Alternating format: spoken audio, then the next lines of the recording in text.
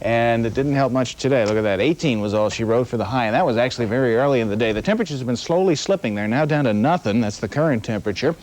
And will be sub-zero by midnight as a chilly evening comes up. It is exactly 0 at this moment. The winds are north at 12. The reason for the cooling trend, the barometer is high at 30.44, holding steady. The humidity outside is 53, inside is about 2% without your humidifier on. As far as the 10 o'clock conditions, look, it is cool to the northwest. Fargo, Grand Forks area down to 22 below. International Falls, 24 below. 11 below at Redwood Falls. So the highs today, put minus signs in front of them, and that's going to be pretty much what some of the lows are going to look like tomorrow morning. Today's highs, well, there was a little bit of warmth. 82, for instance, down at Fort Myers, one of the warm spots, but Fargo, typical, was 5 below. And you can see that big, massive pool of cold air is still up in Canada. It was just sneaking into the country this morning. Temperatures about minus 13, for instance, in International Falls, and actually during the middle of the afternoon, it dropped down to 17 below at Devil's Lake. And so since the wind is blowing that way, tonight's going to be cool. But it's only going to be a short-lived cool air mass. But look at down here. This has been quite a storm system with heavy snows and rain and sleet southern Iowa southwards, including a tornado watch. Several of them, in fact. There's been golf ball-sized hail, some reports of funnels, heavy rains, flash flooding in the general vicinity of the Mississippi River. Tuning in on the radar that serves the New Orleans area out of Slidell, there's a good-sized squall line roaring its way across the delta there.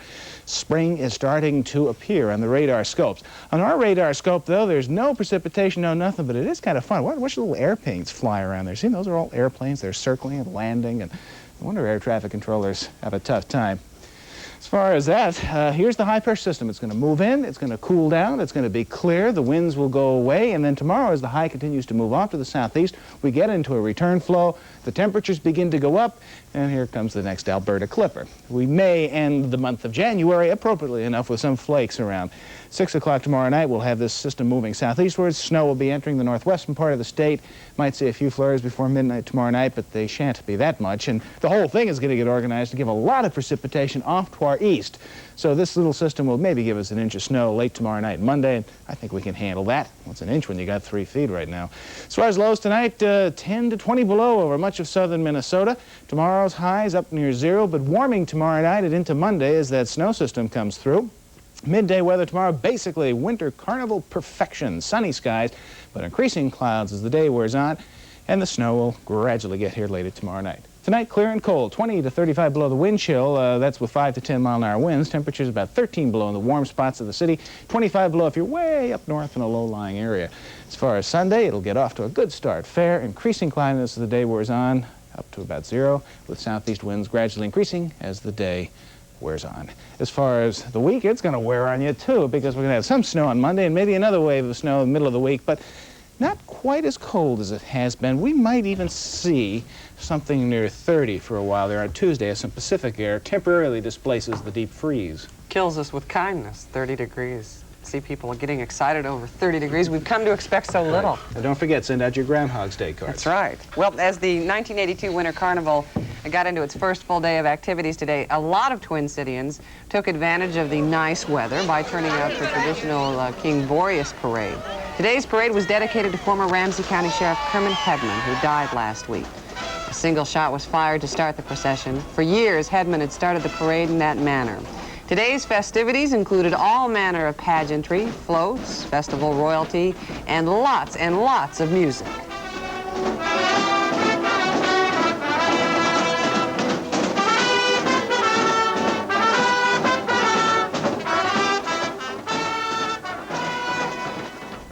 We'll be back with more of the 10 p.m. report in just a moment.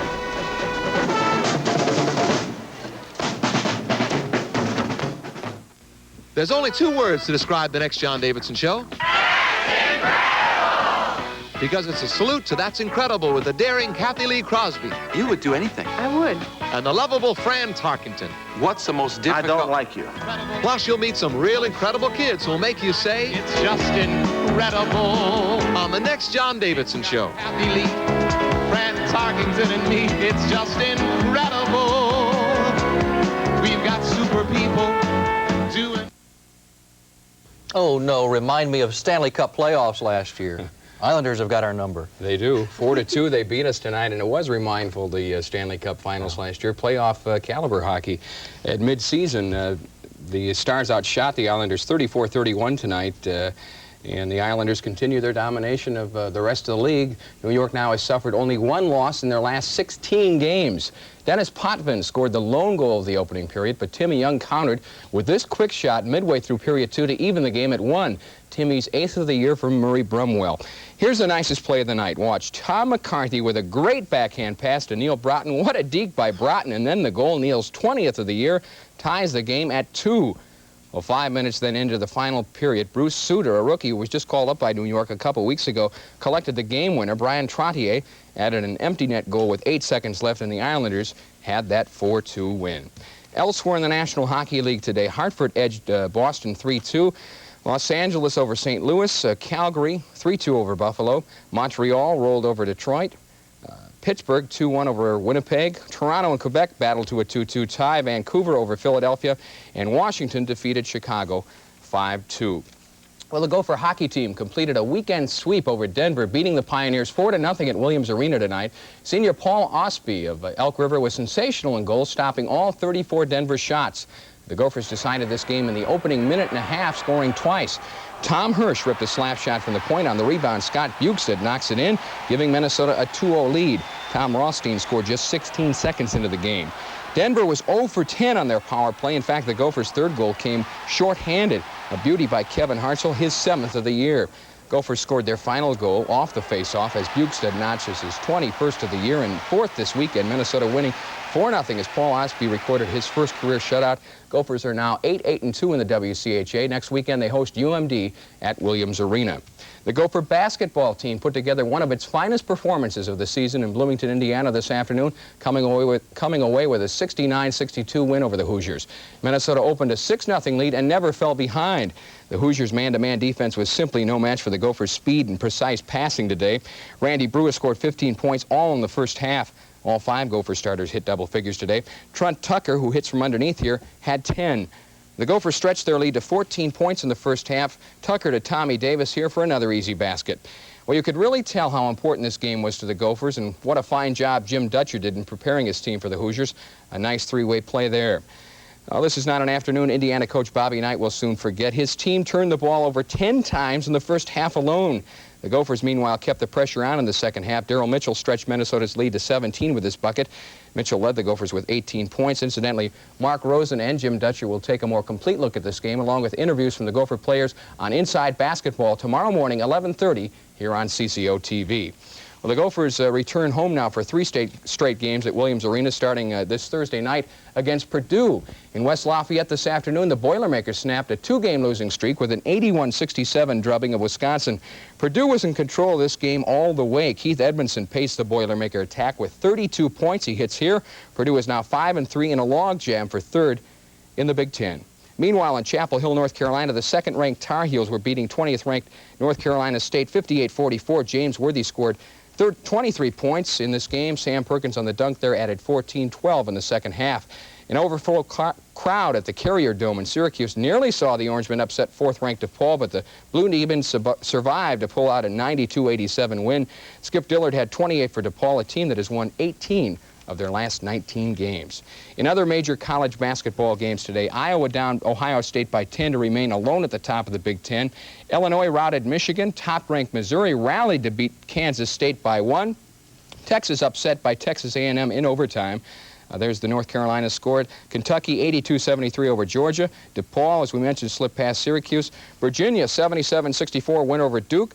And in the Big Ten, Michigan State tonight beat Northwestern 64-61. One other score, Alabama upset Tennessee 77-72 this evening in overtime.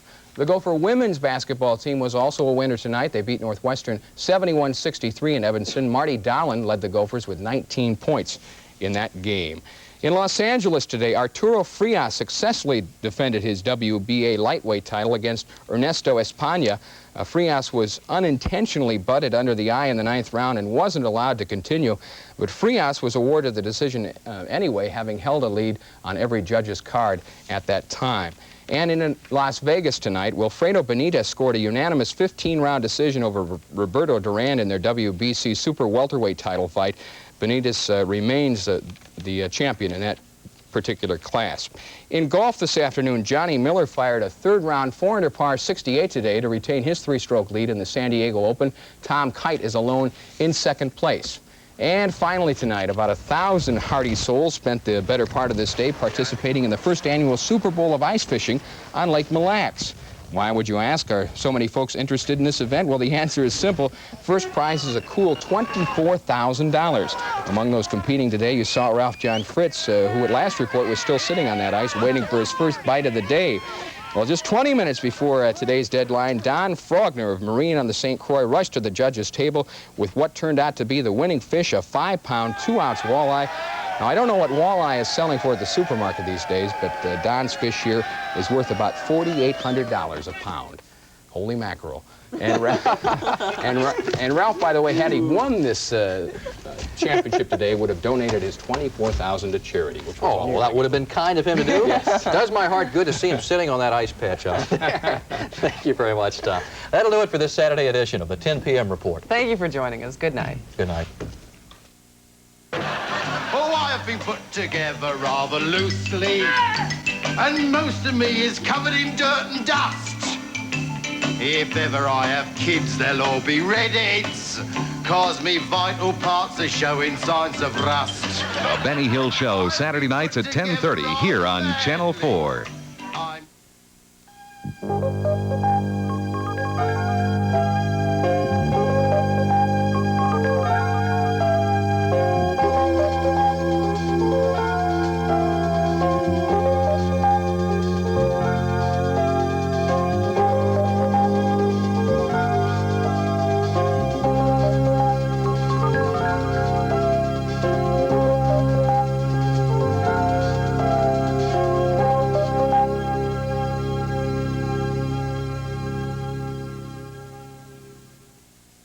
WCCO Television, Minneapolis, St. Paul.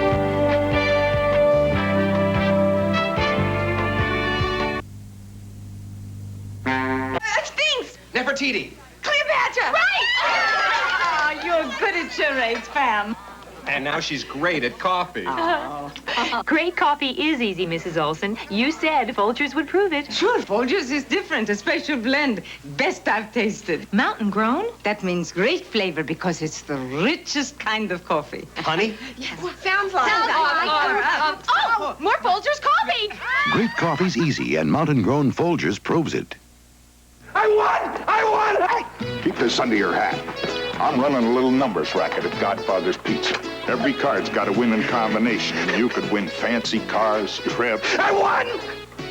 Cokes, or some of my great grub. And if you win, I'll play you double or nothing, if you got the nerve. I got the nerve! Come on, get in on my numbers racket. But keep a muzzle on it. I don't want no flatfoots nosing around. Godfather's Pizza you can't refuse. We Minnesotans take a special interest in our weather, and that's why we at WCCO have compiled this unique 1982 weather guide calendar. It informs you of daily average weather conditions, record-breaking temperatures, and natural phenomena related to weather and climate. Learn more about your world. Purchase your weather guide calendar at these locations for only $6.50, or to mail order, send $7.50 to Weather Guide, WCCO TV, 50 South 9th Street, Minneapolis, Minnesota, 55402.